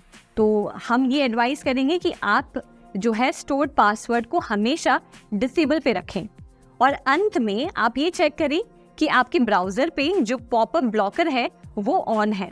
अगर किसी कारण अनुसार अगर इसे आपने टर्न ऑफ करके रखा है तो याद रखें कि इसे वापस आप टर्न ऑन करें, जिससे कि अननेसेसरी कोई भी पॉपअप्स आपके ब्राउज़र में आपको नज़र नहीं आएंगे। अब आगे बढ़ते हुए इस चैप्टर में हम जानेंगे मेलिंग शिष्टाचार के बारे में। जब आप किसी को कोई मेल भेजते हैं तो उस मेल में इतनी क्षमता होती है कि वो सामने वाले के मन में आपका एक परसेप्शन क्रिएट कर सके। आपने किस तरह का ईमेल लिखा है, आपने कौन से रूल्स फॉलो किए हैं, या फिर यूँ कह लें कि कौन सी रीतियाँ आपने फॉलो की हैं, वो परसेप्शन क्रिएट करता है सामने वाले रिसीवर के मन में। तो इसके लिए बहुत ज़रूरी है कि जब आप एक मेल लिख रहे हैं तो कुछ इन बातों का आप ध्यान रखें, जिससे कि आप ये इंश्योर कर पाएंगे कि आपने हर तरीके से उस मेल को प्रॉपर्ली लिखा है। सबसे पहले तो मेल की शुरुआत में आप अपना परिचय देंगे। हो सकता है कि आप जिसे मेल कर रहे हैं वो आपको नहीं जानता, आप उसे पहली बार मेल भेज रहे हैं, और ऐसे समय पे ये ज़रूरी है कि आप सामने वाले व्यक्ति को बताएं कि आप कौन हैं, आप क्या करते हैं और आपका उद्देश्य क्या है उनसे कनेक्ट करने का। तो सबसे पहले अपना इंट्रोडक्शन लिखें। दूसरी चीज़ जो आपको फॉलो करनी है वो ये है कि अपने हर एक मेल के साथ आप सब्जेक्ट लाइन डालना नहीं भूलेंगे। सब्जेक्ट लाइन बताता है सामने वाले को यानी कि रिसीवर को कि आपने जो मेल भेजा है उसका उद्देश्य क्या है या उस मेल में क्या है। जैसे कोई एक टॉपिक का सब्जेक्ट होता है, हेडिंग होता है, उसी तरीके से मेल का भी सब्जेक्ट लाइन होता है। मान लीजिए आप किसी जॉब के लिए अप्लाई कर रहे हैं तो आप सब्जेक्ट लाइन में लिखेंगे जॉब एप्लीकेशन। इस तरीके से सामने वाले को आसानी होती है समझने में कि ये जो मेल है वो किस चीज़ से रिलेटेड है। इसके बाद तीसरी चीज़ जो आपको ध्यान रखनी है वो ये है कि टू और सीसी के बीच में आप अंतर समझें। यानी कि जब आप किसी को मेल कर रहे हैं और जैसे आप डायरेक्टली इस मेल को भेजना चाह रहे हैं और उनसे रिप्लाई एक्सपेक्ट करते हैं, तो उन्हें आप टू में डालेंगे, और जिनसे आप रिप्लाई एक्सपेक्ट नहीं कर रहे हैं, बस आप उन्हें इन्फॉर्म करना चाहते हैं इस मेल के बारे में, उन्हें आप सीसी में डालेंगे। और फिर बीसीसी में आप उन लोगों को डालेंगे अगर जिन्हें आप बाकियों से छुपाना चाहते हैं, मतलब उन्हें अगर आप इनविजिबल रखना चाहते हैं मेल में, तो उन्हें आप बीसीसी वाले सेक्शन में डालेंगे। तो इस तरीके से टू और सीसी को अच्छे से एकदम केयरफुली यूज करें। इसके बाद चौथी चीज जो आपको ध्यान रखनी है वो ये कि आपकी जो ईमेल राइटिंग है वो बहुत ही ब्रीफ और टू द पॉइंट है, यानी कि संक्षेप है। जैसे कि अगर हम बात करें कि अगर आपको ईमेल लिख रहे हैं तो वो ऐसा ना हो कि वो आप उसमें बहुत ज़्यादा चीज़ें आपने लिख दी हैं और उसको बहुत लंबा चौड़ा बना दिया है। आप ये समझिए कि आप जिसे भी ये मेल भेज रहे हैं, हो सकता है उसके पास कम समय हो या उसके पास इतना समय ना हो कि वो आपकी पूरी मेल को पढ़ें। तो ये ध्यान रखें कि ईमेल को जितना आप जो है शॉर्ट रखेंगे और जितना एकदम क्लियर बात अपनी रखेंगे, उतना ही सामने वाले को आपकी मेल पढ़ने में दिलचस्पी आएगी और वो उतनी ही आसानी से आपके मैसेज को समझ पाएंगे। उसके बाद अगली चीज़ जो आपको ध्यान रखनी है वो ये कि एक ईमेल पे अब बहुत सारी चीज़ों के बारे में चर्चा ना करें। जैसे अगर आप जॉब एप्लीकेशन के लिए अप्लाई कर रहे हैं तो उस ईमेल में बस जॉब एप्लीकेशन के बारे में लिखें, उसके साथ साथ कुछ और चीज़ों के बारे में ना पूछें, क्योंकि वो अब बिना बात के कंफ्यूजन क्रिएट करता है। साथ ही साथ सामने वाले के लिए उस पर रिप्लाई करना मुश्किल हो जाता है। तो ध्यान रखिए कि अगर आपके पास 3-4 चीज़ें हैं जो जिसके बारे में आप सामने वाले को पूछना चाहते हैं, तो ऐसे समय पे आप अलग अलग मेल्स कर सकते हैं, ना कि आप एक ही मेल में सारी वो चीज़ें ऐड करें। उसके बाद जो चीज़ आपको ध्यान रखनी है वो ये कि आप अपने टोन का ध्यान रखें। ये आप समझिए कि जब आपका कोई मेल पढ़ रहा होता है तब वो आपके फेशियल एक्सप्रेशंस नहीं देख पा रहा है, आपके टोन या आवाज़ को नहीं सुन पा रहा है, या आपकी बॉडी लैंग्वेज या आप कैसे रिएक्ट कर रहे हैं वो नहीं देख पा रहा है। तो ऐसे समय पे आप जो मैसेज लिख रहे हैं उसमें आप देखेंगे क्या आपकी टोन सही है। आप किसी भी तरीके से सामने वाले को जो है कुछ ऐसी लैंग्वेज में तो नहीं समझा रहे हैं या बात नहीं कर रहे हैं जो उन्हें बुरा लग सके। तो ऐसे में आप ये देखें कि जो आप मेल लिख रहे हैं वो वही सेम मैसेज कन्वे कर रहा हो जो आप चाहते हैं। इसके बाद अगली चीज़ जो आपको ध्यान रखनी है वो ये कि रिप्लाई ऑल का बहुत ज़्यादा अधिक उपयोग ना करें। जब कभी अगर आपको कोई ऐसा मेल रिसीव होता है जिसमें आप अगर सिर्फ सेंडर को भी रिप्लाई करते हैं तो भी ठीक है, तो इस समय पे रिप्लाई ऑल को अवॉइड करें। इसके बाद हाई प्रायोरिटी फ्लैग का बहुत ज़्यादा उपयोग ना करें। इसे सेव करके रखिए उन ईमेल्स के लिए बस जो सच में एक्चुअली बहुत इंपॉर्टेंट है। ये हर मेल्स में इस्तेमाल ना करें। इसके बाद जो चीज़ आपको ध्यान रखनी है वो ये है कि सब कुछ ऑल कैप्स में यानी कि बड़े अक्षर में ना लिखें। जब उसकी ज़रूरत है, यानी कि जब कोई इम्पॉर्टेंट टेक्स्ट आपको हाईलाइट करना है या कोई इम्पॉर्टेंट चीज़ दिखानी है, तभी आप सिर्फ ऑल कैप्स यूज़ करें, वरना उसे यूज़ ना करें। कोई भी मेल भेजने से पहले मेल प्रामाणिकता की जांच करें। यानी कि अगर समझिए आप अपने ऑफिस की ईमेल आईडी यूज़ कर रहे हैं, तो अगर आपको कोई मेल रिसीव होता है तो आप ये चेक करें कि क्या वो मेल किसी को फॉरवर्ड करने लायक है, क्या उसमें कुछ ऐसे ऑफेंसिव वर्ड्स तो यूज़ नहीं किए गए हैं, या कुछ ऐसी चीज़ जो थोड़ी सी डिस्टर्बिंग हो, या कह सकते हैं कि जिसके कोई हाथ पैर नहीं है। तो ऐसे मेल्स को फॉरवर्ड करने से अवॉइड करें। जब आप कोई ऑफिस का मेल यूज़ करते हैं, अपनी ऑफिस ईमेल आईडी यूज़ करते हैं, तो बहुत ही ध्यान से यूज़ करें। उसमें कोई भी ऐसी एक्टिविटी परफॉर्म ना करें या कोई भी ऐसे मेल्स को एक्नॉलेज या फॉरवर्ड ना करें जो आपके लिए सही नहीं है।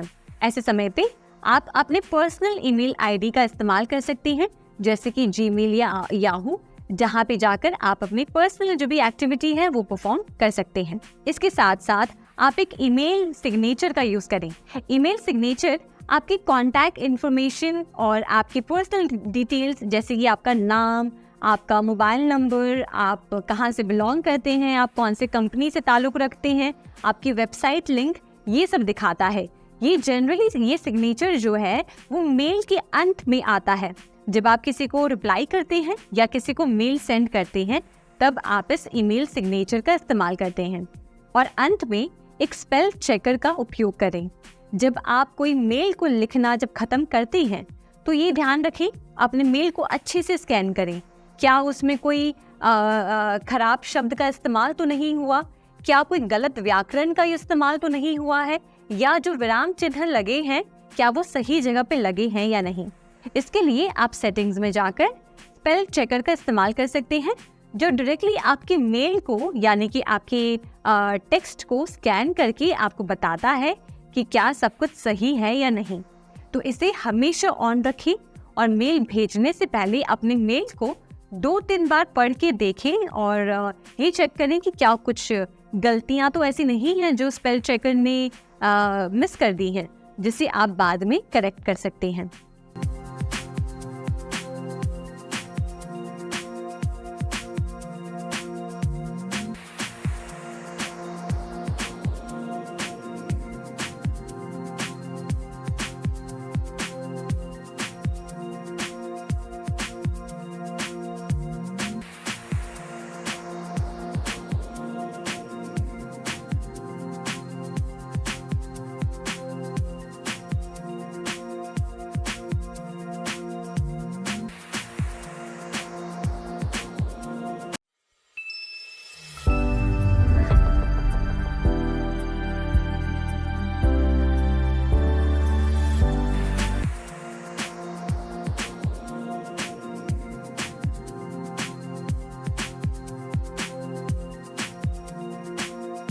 अब चैप्टर में आगे बढ़ते हुए हम देखेंगे आईटी सेक्टर के सामाजिक, नैतिक और कानूनी पहलू। जब हम आईटी सेक्टर की बात करते हैं तो चाहे आप बैंकों की बात कर लें, स्कूल्स, कॉलेजेस, कंपनीज या जो गवर्नमेंट बॉडीज हैं, वो सब एक दूसरे के साथ आईटी सेक्टर्स के द्वारा ही कनेक्टेड हैं, यानी कि आईटी एनेबल्ड सर्विसेज के द्वारा हम सब आज चाहे तो सारी हमारी शॉपिंग से लेकर बैंकिंग, ऑनलाइन ट्रांजैक्शन और ट्रैवल बुकिंग सब कुछ जो है ऑनलाइन करते हैं। आईटी एनेबल्ड सर्विसेज से हमें फ़ायदा तो बहुत हो रहा है, पर साथ ही साथ कुछ ऐसी दिक्कतें समाज में आ रही हैं जो नैतिक रूप से सही नहीं है। जैसे कि साइबर क्राइम्स बढ़ रहे हैं, या फिर आप कह लीजिए साहित्यिक मटेरियल है उनकी चोरी बढ़ रही है, या फिर जो कॉपीराइट मटेरियल्स है उनकी चोरी बढ़ रही है। साथ ही साथ जालसाजी भी समाज में काफ़ी ज़्यादा चल रही है। और वहीं अगर हम बात करें सोशल नेटवर्किंग साइट्स के बारे में, जो आप फेसबुक, इंस्टाग्राम या और जो एप्लीकेशंस यूज़ करते हैं, कहीं ना कहीं उसने हम सबको एक दूसरे से कनेक्ट करने का साधन प्रोवाइड किया है।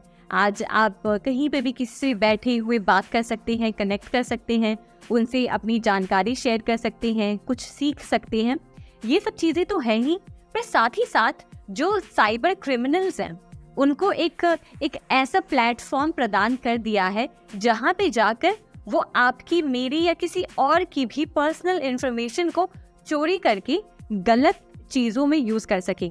तो इसी के साथ साथ अगर हम देखें एक तरह से एक बड़े व्यू से, तो आईटी सेक्टर या आईटी ने हमारे समाज में बहुत सारी चीज़ों को ग्रो किया है, इसमें कोई शक नहीं है। पर साथ ही साथ कुछ ऐसी प्रॉब्लम्स भी हैं जो कहीं ना कहीं हमारे समाज में नैतिक रूप से फिट नहीं बैठती हैं। इसी के लिए कुछ ऐसी लीगल या आप कह सकते हैं कोई ऐसे कानून बनाए गए हैं जिसके ज़रिए हम हमारे राइट्स को प्रोटेक्ट कर सकते हैं। और ऐसे सिचुएशंस में जहाँ पे कोई ऐसा साइबर अटैक हो या आपके पर्सनल इंफॉर्मेशन को यूज़ करे, उसे प्रोटेक्ट करने के लिए कुछ एक्ट्स गवर्नमेंट ने बनाए हैं जिसके बारे में आपको जानने चाहिए। इसके लिए हमारे देश में जो कंपनियां या जो फर्म्स या ऑर्गेनाइजेशंस हैं, वो खुद को इंटरनेशनल रिक्वायरमेंट्स और ISO के हिसाब से तैयार कर रही हैं, यानी कि इंटरनेशनल ऑर्गेनाइजेशन फॉर स्टैंडर्डाइजेशन। वहीं ISO 27001 एक इंटरनेशनल साइबर सिक्योरिटी स्टैंडर्ड है जो एक मॉडल प्रोवाइड करता है establishing, execution, management, comparison, surveillance के लिए, जहाँ पे बात आती है इंटरनेशनल सिक्योरिटी मैनेजमेंट सिस्टम की। ये टॉपिक है भारत में आईटी के लिए कानूनी ढांचा। इसमें सबसे पहले हम बात करते हैं इंडियन आईटी एक्ट 2000 के बारे में। इस एक्ट के अंतर्गत वो सारे लीगल फ्रेमवर्क्स आते हैं जिसमें साइबर क्राइम्स और ई कॉमर्स की बात आती है। ये फ्रेमवर्क, ये जो लीगल फ्रेमवर्क है, ये सारी वो सुविधाएं या आप समझ लीजिए वेरिफिकेशंस प्रोवाइड करता है जिसमें आपके इलेक्ट्रॉनिक रिकॉर्ड्स और इलेक्ट्रॉनिक सिग्नेचर्स आते हैं। उसके बाद सेक्शन 65 बनाया गया है कंप्यूटर सोर्स कोड के साथ कोई भी छेड़छाड़ी के रिलेटेड केसेस के लिए। उसके बाद सेक्शन 66 कोई भी कंप्यूटर या हैकिंग क्राइम्स के लिए। उसके बाद सेक्शन 43 बनाया गया है इलेक्ट्रॉनिक रिकॉर्ड्स के साथ जब कभी भी कोई छेड़खानी होती है। सेक्शन 67 बनाया गया है उन केसेस के लिए जहां पे कोई भी अश्लील कंटेंट डिजिटल प्लेटफॉर्म पे डाला जा रहा है। उसके बाद आइए जानते हैं इंडियन कॉपीराइट एक्ट 1957। ये एक्ट ये सुनिश्चित करता है कि जिसने कंप्यूटर प्रोग्राम को इलीगल तरीके से कॉपी किया है उसे पनिशमेंट मिले।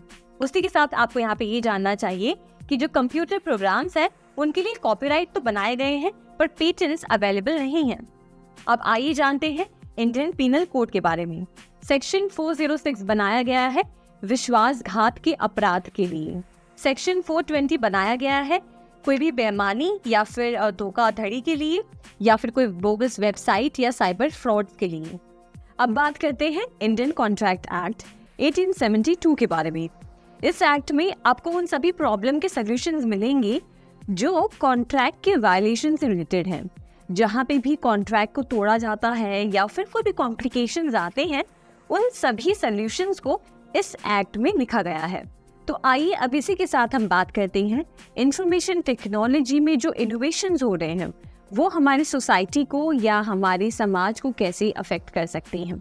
आए दिन आप कुछ ना कुछ न्यूज़ में सुनते रहते हैं या हम कब खबर पढ़ते हैं कि आईटी सेक्टर में किसी चीज़ का जो है नया इनोवेशन हुआ है या कुछ चेंजेस हुए हैं या डेवलपमेंट हुआ है। ये सब रोज़ आप समझिए हर मिनट हर सेकंड कुछ ना कुछ जो है आईटी सेक्टर में नया कुछ आ रहा है। पर इसी के साथ साथ जो हमारे समाज में पॉलिसी मेकर्स हैं वो इस बात का ध्यान रख रहे हैं, ऐसी पॉलिसीज़ बना रहे हैं जिसके तहत जो हमारे इकोनॉमिकल प्रोडक्टिविटी है वो मेंटेन रहे, हमारे राइट्स हैं, प्रॉपर्टी राइट्स हैं वो प्रोटेक्टेड रहे। उसी के साथ साथ हमारी प्राइवेसी को कोई भी हानि ना हो, हमारी प्राइवेसी मेंटेन रहे और इंफॉर्मेशन का जो मान लीजिए फ्लो है सोसाइटी में वो भी चलता रहे। कोई भी सेक्टर की आप बात करें, चाहे हम कंप्यूटर सेक्टर की बात कर रहे हैं या समाज में किसी और सेक्टर की, हर सेक्टर में हर एक इंडस्ट्री में ज़रूरी है कि उसके काम करने के तरीके ऐसे हो जो समाज के हिसाब से एथिकल हो। कोई भी तरह से अनएथिकल काम करके आप किसी भी सेक्टर में जो है उपलब्धि हासिल नहीं कर सकते। वही हम बात करें कंप्यूटर सेक्टर की या फिर आप बात करें कंप्यूटर एथिक्स की या आईटी एथिक्स की, तो जो हमारी सोसाइटी में प्रोफेशनल्स हैं उन्होंने कुछ पॉलिसीज़ बनाई हैं, उन्होंने कुछ स्टैंडर्ड पॉलिसीज़ बनाई हैं जिसके तहत हमें as a user of technology इन पॉलिसीज़ को मेंटेन करना और इन पॉलिसीज़ पे काम करना बहुत ज़्यादा ज़रूरी है। अगर आप समझिए आईटी सेक्टर से बिलोंग करते हैं और आप कंप्यूटर इस्तेमाल कर रहे हैं, आप नए नए सॉफ्टवेयर एक्सप्लोर कर रहे हैं, आपको अलग अलग सॉफ्टवेयर यूज़ करने आ रहे हैं, तो आपके लिए भी ये ज़रूरी है कि भले ही आप इन रिसोर्सेज का यूज़ कर रहे हैं पर साथ ही साथ आप एथिकली उसे यूज़ करें। उस माध्यम का, उस रिसोर्स का यूज़ करके आप कोई भी अनएथिकल चीज़ ना करें जिसके ज़रिए हो सकता है सोसाइटी में कोई हानि पहुँचे। फॉर एग्ज़ाम्पल अगर हम साइबर अटैक्स की बात करें या साइबर क्राइम्स की बात करें तो वो एक अनएथिकल एक्टिविटी है जो लोग परफॉर्म करते हैं किसी को हानि पहुंचाने के लिए या किसी को परेशान करने के लिए। तो जब अगर आप कंप्यूटर सेक्टर में हैं, आप इन रिसोर्सेज का इस्तेमाल कर रहे हैं, आप आईटी सेक्टर में आते हैं, तो आपके लिए ये ज़रूरी है कि जो प्रोफेशनल्स ने पॉलिसीज़ बनाई हैं उन सबको फॉलो किया जाए। और जब ये सारे एथिक्स फॉलो होंगे तब हम कह सकते हैं कि हाँ, कंप्यूटर सेक्टर में या आईटी सेक्टर में जो सोशल इम्पैक्ट्स और लीगल इम्पैक्ट्स हैं वो दोनों ही प्रोटेक्टेड हैं, और इन दोनों को प्रोटेक्ट करके हम उसके बाद ही सोसाइटी में ग्रो कर सकते हैं या इंफॉर्मेशन टेक्नोलॉजी को सोसाइटी के भले के लिए यूज़ कर सकते हैं।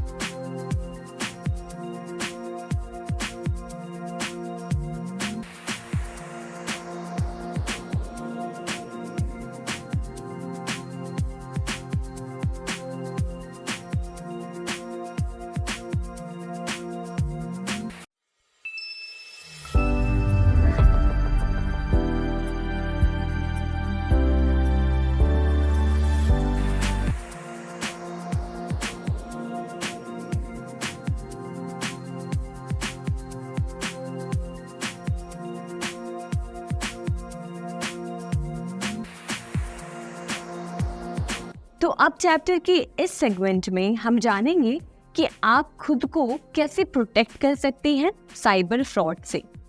जैसे कि हम जानते हैं कि आजकल जो है पिछले कुछ सालों में ऑनलाइन ट्रांजैक्शंस की जो है पहुंच इतनी ज़्यादा इंक्रीज़ हुई है कि हर दूसरा तीसरा इंसान अब ऑनलाइन ट्रांजैक्शंस पे निर्भर करता है। जैसे आप अगर शॉपिंग करने जाते हैं या कहीं सब्ज़ी भी खरीदने जाते हैं तो आजकल लोग ऑनलाइन ट्रांजैक्शंस प्रेफर कर रहे हैं, जिसके ज़रिए वो बस फ़ोन निकालते हैं और पेमेंट कर देते हैं। पर ये बात तो सही है और ये बात अच्छी भी है कि अब हम सारे जो है डिजिटली कनेक्टेड हैं। अब हम ट्रेडिशनल तरीक़ों का यूज़ ना करके हम टेक्नोलॉजी का भरपूर यूज़ कर रहे हैं। ये बात सत्य है और ये हमारी सोसाइटी को बेनिफिट भी कर रहा है। पर साथ ही साथ कुछ ऐसी चीज़ें हैं जैसे कि साइबर क्राइम्स या साइबर फ्रॉड जो बढ़ते हुए डिजिटल टेक्नोलॉजी के साथ साथ बढ़ते हुए साइबर क्राइम्स और साइबर फ्रॉड के चांसेस भी जो है इंक्रीज़ कर रहे हैं सोसाइटी में। जैसे आप अगर आज अखबार खोल लीजिए तो आपको हर दूसरे तीसरे जो है कहीं ना कहीं आपको दिखाई देगा कि किसी के साथ जो है उनके बैंक से कुछ पैसे जो है गायब हो गए, या उनके बैंक खाते से किसी और के बैंक खाते में पैसे ट्रांसफ़र हो गए, या उनका बैंक बैलेंस ज़ीरो हो गया, उन्होंने ट्रांजैक्शन नहीं किया पर पता नहीं कैसे हो गया। तो ऐसे कई सारे साइबर क्राइम्स या साइबर फ्रॉड के केसेस हमें अब सुनने में नज़र आ रहे हैं। और इन सब से बचने के लिए आप एक ही चीज़ कर सकते हैं, वो ये कि कुछ स्टेप्स को फॉलो करें जिसके ज़रिए आप खुद को प्रोटेक्टेड रख सकते हैं। आप मान लीजिए आप अगर आज टीवी खोलते हैं, कहीं पे भी इंटरनेट पे भी, फेसबुक या कोई भी सोशल मीडिया प्लेटफॉर्म पे आप देखते रहते हैं कि जो साइबर सेल है या जो आपके बैंक्स हैं वो अच्छे से अपने लोगों को, अपने कस्टमर्स को या पब्लिक को इन्फॉर्म कर रहे हैं कि कैसे वो साइबर फ्रॉड से खुद को बचा सकते हैं। कई सारे ऐसे अवेयरनेस लॉन्च हुए हैं, कई सारे ऐसे कैंपेन्स लॉन्च हुए हैं जिसमें लोगों को ज़्यादा से ज़्यादा जागरूक किया जा रहा है कि वो अननेसेसरी कोई भी ऐसी एक्टिविटी परफॉर्म ना करें जिसके ज़रिए उन पे साइबर फ्रॉड होने के चांसेस बढ़ जाते हैं। तो अब इसमें आगे बढ़ते हुए हम कुछ पॉइंट्स के साथ समझते हैं कि आपको क्या चीज़ें करनी है और क्या चीज़ें नहीं करनी है। तो इसमें सबसे पहले जो चीज़ आपको करनी है वो ये कि आप कोई भी रैंडम ईमेल पे आपको अगर कोई लिंक आता है या कोई भी एसएमएस पे लिंक आता है, आपको वो ओपन नहीं करना है। जैसे अक्सर हम करते हैं कि हमारे ईमेल पे अगर कोई मैसेज आया है या टेक्स्ट मैसेज कुछ आया है तो हमारी आदत होती है कि हम चेक नहीं करते हैं कि किसने भेजा है या वो ऑथेंटिक है या नहीं, सही है या नहीं, और हम डायरेक्टली उस लिंक को ओपन कर देते हैं। पर क्या आपको पता है कि ऐसे रैंडम लिंक्स ओपन करने की वजह से हो सकता है कि जो साइबर अटैकर है वो आपके फ़ोन का जो है आपके फ़ोन में वायरस भेजकर या आपके लैपटॉप या कंप्यूटर सिस्टम में वायरस भेजकर आपके डिवाइस का टोटल कंट्रोल वो आपसे छीन सकता है। इसलिए कहा जाता है कि ईमेल पर कोई भी अगर आपको लिंक भेजता है या कोई मैसेज भेजता है तो सबसे पहले तो चेक करें कि वो ईमेल किसकी तरफ से आया है। जिसने ईमेल भेजा है क्या वो कोई ऑथेंटिक पर्सन है या कोई ऑथेंटिक कंपनी है या कोई रैंडम आपको लग रहा है कि किसी ने आपको भेज दिया है, तो आप उसे ओपन ना करें। तो सबसे पहले तो आपको कोई भी रैंडम लिंक्स या फिर कोई भी ऐसे मैसेजेस को जो है एक्नॉलेज नहीं करना है, चाहे वो आपके टेक्स्ट मैसेज पे रिसीव हो या आपकी ईमेल पे रिसीव हो। उसके बाद दूसरी चीज़ जो आपको फॉलो करनी है वो ये कि अलग अलग पासवर्ड्स रखें अलग अकाउंट के लिए, और जो भी पासवर्ड आप बना रहे हैं उसे एकदम स्ट्रॉन्ग बनाएं। यानी कि जैसे समझ लीजिए अगर आप जीमेल यूज़ करते हैं, आप जो है नेट बैंकिंग यूज़ करते हैं, आप एक यूपीआई ऐप यूज़ करते हैं, तो ऐसा करें कि उन तीनों प्लेटफॉर्म्स पे अलग अलग पासवर्ड्स बनाए गए हों। अगर आपने एक ही पासवर्ड सभी जगह यूज़ कर रखा है तो उससे पता लगाना हैकर्स के लिए आसान हो जाता है। तो ये एडवाइसेबल है कि आप हर एक प्लेटफॉर्म के लिए, चाहे वो जीमेल हो चाहे आपका नेट बैंकिंग हो, हर जगह अलग अलग पासवर्ड सेट करें और स्ट्रॉन्ग पासवर्ड सेट करें। ऐसे नहीं कि अगर आपका नाम है, ठीक है, तो नाम के हिसाब से आपने अपना पासवर्ड सेट कर दिया है और अपना बर्थ डेट यूज़ कर लिया है या फादर का नेम यूज़ कर लिया है। अगर आप अपनी पर्सनल इन्फॉर्मेशन भी अगर पासवर्ड में यूज़ कर रहे हैं तो उसे कुछ इस तरीके से ट्विस्ट करें, उसे कुछ इस तरीके से जो है आप मतलब उस पर फेर बदल करें, जिसकी वजह से किसी के लिए भी आपका पासवर्ड गेस करना बहुत ही ज़्यादा मुश्किल हो। तो दूसरी चीज़ आपको ये ध्यान रखनी है कि स्ट्रॉन्ग पासवर्ड बनाएं और हर एक प्लेटफॉर्म के लिए अलग अलग पासवर्ड रखें। उसके बाद तीसरे पॉइंट में आपको 2 फैक्टर ऑथेंटिकेशन अपने हर एक अकाउंट पे लगाना है। जैसे अगर आप बात करें जीमेल की या अगर आप बात करें कोई भी और प्लेटफॉर्म की जहाँ पे आप अपना लॉगिन पासवर्ड डालते हैं, तो वहाँ पे 2 फैक्टर ऑथेंटिकेशन लगाएं, जिसकी वजह से क्या होगा कि अगर कोई समझिए अगर आप भी लॉगिन करना चाह रहे हैं या कोई तीसरा व्यक्ति जो आपके अकाउंट को हैक करना चाह रहा है या फिर अगर वो लॉगिन करना चाह रहा है तो वो लॉगिन नहीं कर पाएगा, क्योंकि आपने 2 फैक्टर ऑथेंटिकेशन सेट कर रखा है, जिसके ज़रिए आपके फ़ोन पे OTP आता है और जब आप उस OTP को डालते हैं अपने उस लॉगिन में, तभी आप लॉगिन कर पाते हैं, जो कि हैकर के लिए पॉसिबल नहीं होगा। उसके बाद चौथी चीज़ जो आपको फॉलो करनी है वो ये कि पब्लिक वाईफाई का यूज़ ना करें। समझिए आप कहीं बाहर हैं और आप कहीं किसी को जो है पेमेंट कर रहे हैं जहाँ पे आप लॉगिन पासवर्ड इस्तेमाल कर रहे हैं, तो ये ध्यान रखें कि आप जो ये पेमेंट कर रहे हैं वो पब्लिक वाईफाई पे कनेक्ट करके ना करें, क्योंकि जब आप पब्लिक वाईफाई पे कनेक्ट करते हैं अपना फ़ोन और आप कोई ऐसी ट्रांजैक्शन करते हैं जहाँ पे आपको अपनी सेंसिटिव इन्फॉर्मेशन या पासवर्ड डालना होता है, तो चांसेस बढ़ जाते हैं कि आपकी आईडी पासवर्ड जो है हैकर्स हैक कर सकें। तो जब भी आप कोई पेमेंट कर रहे हैं तो हमेशा ध्यान रखें कि अपने मोबाइल डेटा का यूज़ करें, ना कि कोई पब्लिक वाईफाई का। उसके बाद 5वीं चीज़ जो आपको फॉलो करनी है वो ये कि पेमेंट से पहले QR कोड को अच्छे से चेक करें। जब आप कोई भी पेमेंट करते हैं तो जब आप QR कोड को स्कैन करते हैं तो वहाँ पे रिसीवर का नाम आ जाता है कि किसे आप पैसे भेज रहे हैं, तो वहाँ पे चेक करें कि हाँ ठीक है, हम इन्हीं पैसे भेजना चाह रहे हैं, उन्हीं का नाम आ रहा है। क्योंकि कई बार क्या होता है, जो हैकर्स होते हैं वो इन QR कोड्स को चेंज कर देते हैं और अपना QR कोड ऐड कर देते हैं, जिसकी वजह से क्या होता है कि आपको लगता है कि आप जिनको पेमेंट करना चाह रहे हैं उन्हीं के पास पैसे जाएंगे, पर असल में वो पैसे हैकर के पास पहुंच जाते हैं उनके खाते में। तो हमेशा QR कोड से पेमेंट करने से पहले जो है चेक करें कि सही आदमी को ही आप कर रहे हैं या नहीं। अब इसके बाद आइए जानते हैं ATM से रिलेटेड जो फ्रॉड्स हैं उनसे आप कैसे बच सकते हैं।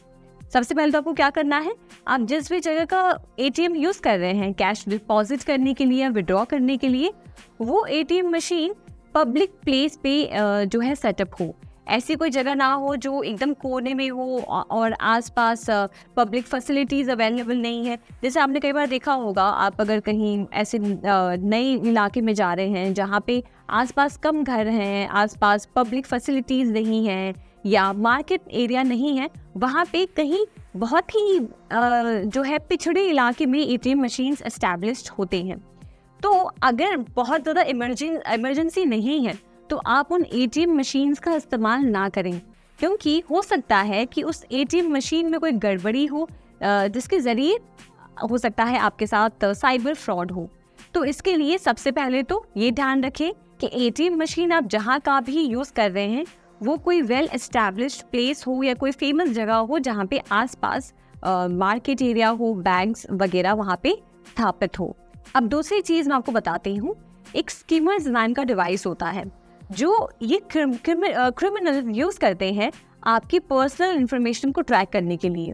जैसे एक कोई डिवाइस होता है जो एटीएम मशीन में लगा होता है, और जब आप एटीएम मशीन में पहुंचते हैं और अपना कार्ड इंसर्ट करते हैं तो ये डिवाइस आपके पिन को ट्रैक कर लेता है, आपकी बैंक डिटेल्स को ट्रैक कर लेता है, और इसके ज़रिए ये जो क्रिमिनल्स होते हैं इस इंफॉर्मेशन के ज़रिए आपके कार्ड में से, आपके बैंक खाते में से पैसे निकाल देते हैं।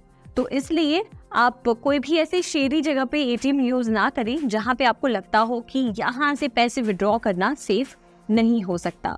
तीसरी चीज़ जो आपको एटीएम फ्रॉड से बचने के लिए फॉलो करनी है कि अपने रिसीट को कहीं पे भी ना फेंक दें।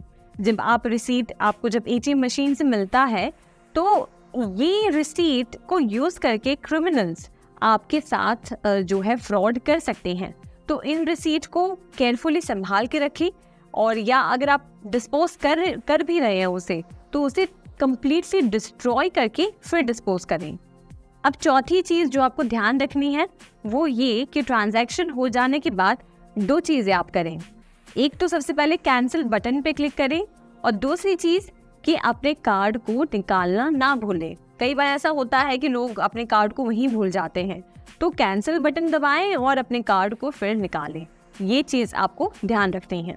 पांचवी और सबसे इम्पॉर्टेंट चीज़ जो आप एटीएम फ्रॉड से बचने के लिए फॉलो करेंगे कि चाहे कोई भी सिचुएशन हो, आपको कोई बैंक की तरफ से कॉल कर रहा हो ये बोलते हुए कि हम आपके बैंक की तरफ से कॉल कर रहे हैं, और अगर आप अपने बैंक खाते को मेंटेन करना चाहते हैं, उसे बंद नहीं करवाना चाहते हैं, तो अपना आप एटीएम पिन बताइए, पासवर्ड बताइए।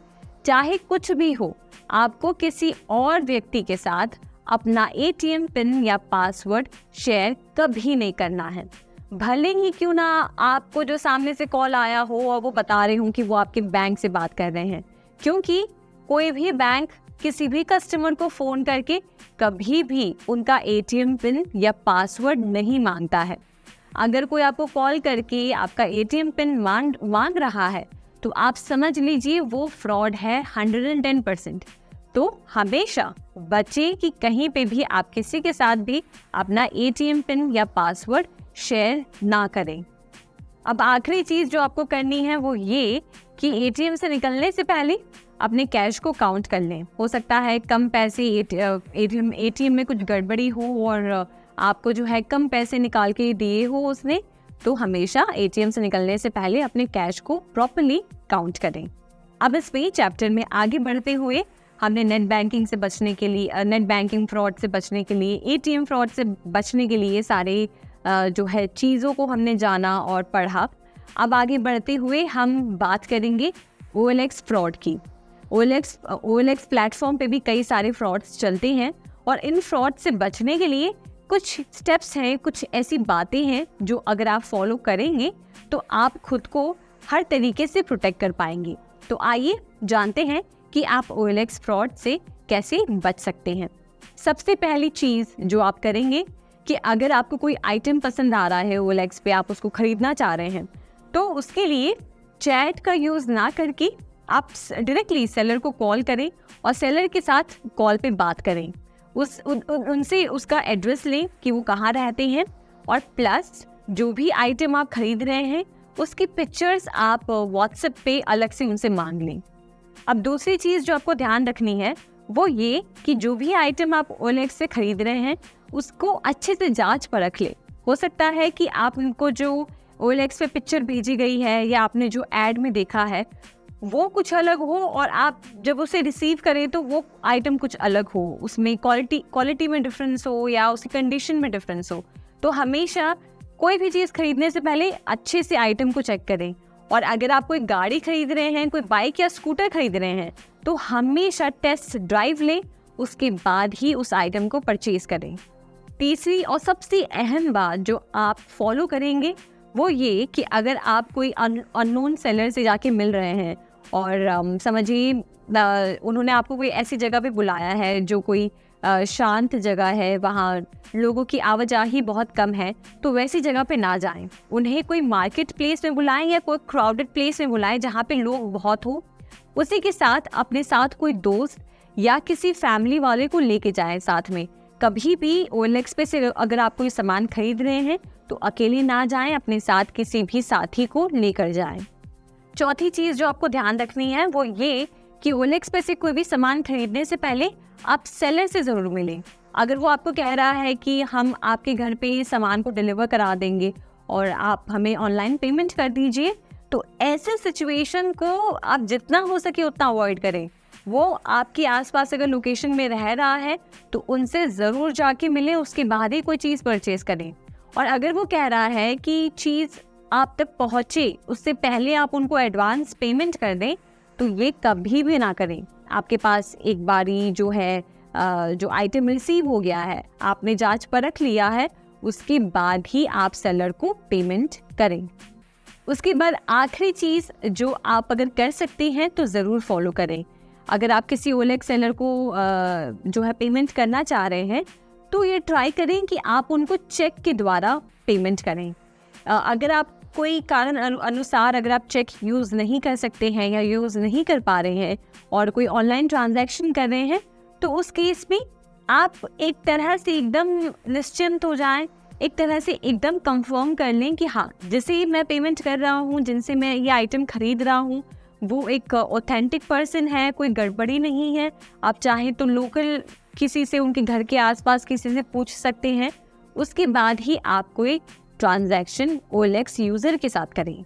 अब आगे बढ़ते हुए हम चैप्टर के अंत तक पहुंच रहे हैं। इसमें हम जानेंगे कि कैसे आप पासवर्ड फ्रॉड से बच सकते हैं।